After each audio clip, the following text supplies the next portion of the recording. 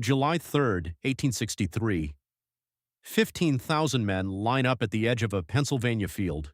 In front of them, 1 mile of open ground and a ridge bristling with cannon.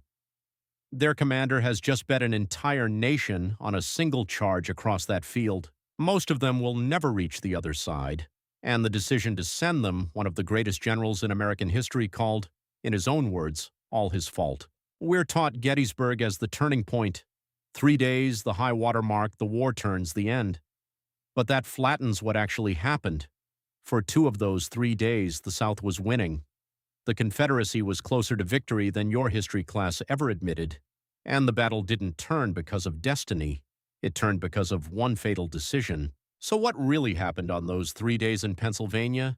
And was Lee's great blunder a blunder at all? Stick around. By the summer of 1863, Robert E. Lee was riding high. He had just crushed a much larger Union army at Chancellorsville, so he gambled big.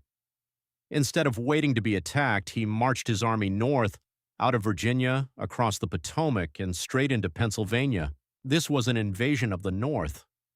Lee threatened Baltimore, Philadelphia, even the rear of Washington itself, and the stakes were almost impossible to overstate.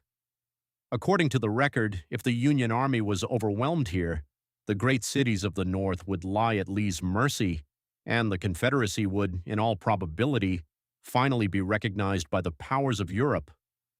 A single victory on Northern soil might end the war and split America in two forever. And the Union's response?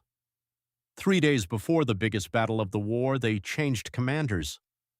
On June 28, 1863, General Hooker was suddenly replaced by General George Meade, a solid officer who had never led an entire army in his life.